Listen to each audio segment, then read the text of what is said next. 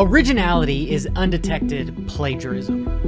I know what you're tuning in for. You're waiting for the dirt and me bad-mouthing the promotion of World Supercross Championship.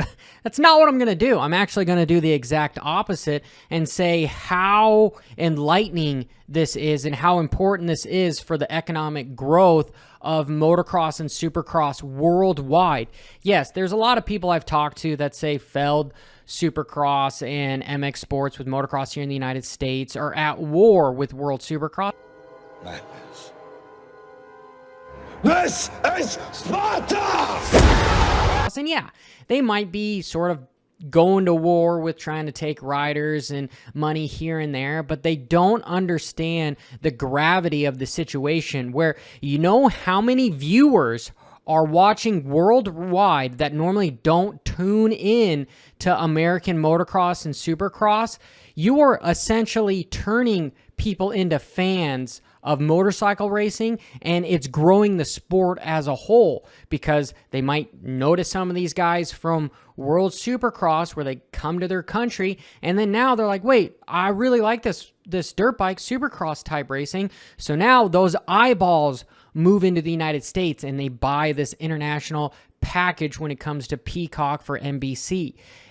There's a saying that a rising tide lifts all boats, and that's exactly what this is doing. More races, the better when it comes to growing the sport. I have talked a little bit about more races being detrimental to a rider, but if I'm talking about a business, it's incredibly essential for the business. Everyone gets upset about copyright and plagiarism and having an idea and then just kind of copy and pasting it. You know, there is a turning of the tide when it comes to, dude, steal my stuff, make it your own, boom. It's going to find a way back to the original owner and it's going to give you more clout. All right, I said I wasn't going to do this, but the Moto Media, and the reason why I feel that things have been kind of stagnant is because people think inside the box. They've got such a simple way of thinking to where, oh no, you can't steal that from me. Oh no, I am the gatekeeper to this, whether it's a promotion, a magazine, you name it. What they don't understand is there is a lot of eyeballs out there, and your community, whether it's here in America, if somebody else takes your idea and moves it in front of a different audience, it will find a way back to you. They just introduced your idea or your promotion to a much larger audience that you wouldn't have had the privy to be a part of if it wasn't for that person kind of taking your idea and somewhat making their own.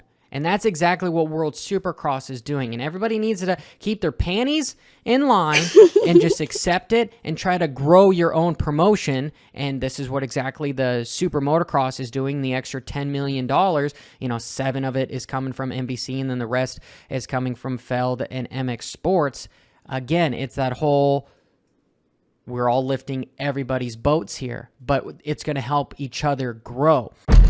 Now that I got that off my chest, some of the incredible things that World Supercross is doing is, I think the track design, all right? It was a little bit easier and made for a little bit better racing in some stuff. Yeah, you had that on-off where a lot of riders were going down, but the majority of it was from bike failure, or it was people kind of crossing each other. You know, maybe we won't have a table-to-table moving forward, but what World Supercross is doing that others have not is, did you notice their sponsor, Amazon Web Services? That is a huge sponsor. Most of the time when we see banners, we see Bell helmets, we see Dunlop tires, we see this. Formula One, what does Formula One have? They have big hitters in crypto.com, Bybit. They have massive players with billions of dollars. Amazon Web Services, most of the internet is run off of Amazon's web services. It's their cloud software. It's their cloud entity ecosystem is what it is. And the other thing was having cameras on the motorcycles. Yeah, I think they were not that good because having them on the fender there, whenever a rider was up in the air, you just saw nothing but fender. They need to have them more in the middle of the number plate like some of the GoPros do, or something on the crossbar. Just a different placement for them. I know they have to be a little bit bigger camera so that they can have the equipment on board to where that they can switch it back and forth on live coverage, but it's getting there. That is something that we've been missing when it comes to Supercross and motocross. The finish line, the metal ramp, a lot of people didn't like it. We saw an issue with Savachi not being able to roll over it because you literally can't roll. Maybe they can make eventually a metal ramp that you could roll. That would be an integration into something, but you're not going to get a lot of ruts so that these riders can have these massive whips for promotional purposes. For everybody likes to see a gnarly ass whip over the finish line with fireworks. That was a great integration to this sport. And the format is superb, absolutely superb when it comes to quick heat races. They take those top riders, they put them into a super pole. The super pole is not like a dash for cash. It is just one rider out there. He's going to do a fast lap time. Everybody gets to root for their favorite rider, and the guy that wins that gets an extra point. That is awesome. How many times have championships been won or lost by just a few points? And then they go race back to back to back. That's really quick.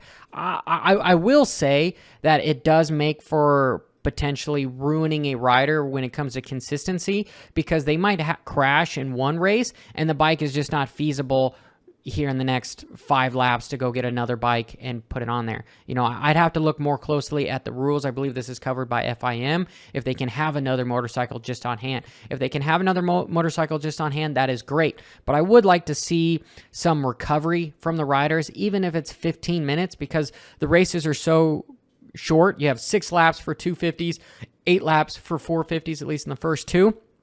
Why not do it back to back? So you have 250, they recover for 6 laps, then you have 450. Then the 250 guys recover for, or the 450 guys recover for the next 6 laps, and so on and so forth. I think that would be kind of a nice little break up where it's not just boom, boom, boom, boom. I wish they would break that up. And then the cool thing is in the last round 3, that at least Moto 3, race 3, I digress, is the guy that has the fastest lap makes another point, okay? So you could finish second and lose. The guy in front of you gets more points than you, but then you get an extra point because you had the fastest lap time. That is awesome. That means that people will have the means to try to race. They're not just going to phone it in and finish third or something. If they are the fastest guy on the track and they know, all right, I can't catch the leaders because I got a bad start, I could at least get one more point to help me with the championship run. I think that is incredibly important. They have so much to build off of this World Supercross. Just wait until manufacturers see how that they can promote this and how big this can be for them as a whole, and they start putting more money into something like this. And innovation always creates competition, and with competition, it's better for everybody around. And it's already better with this super motocross. Let me know in the comments below what you guys think. This is Johnny Hopper. Until next time, keep it WFO.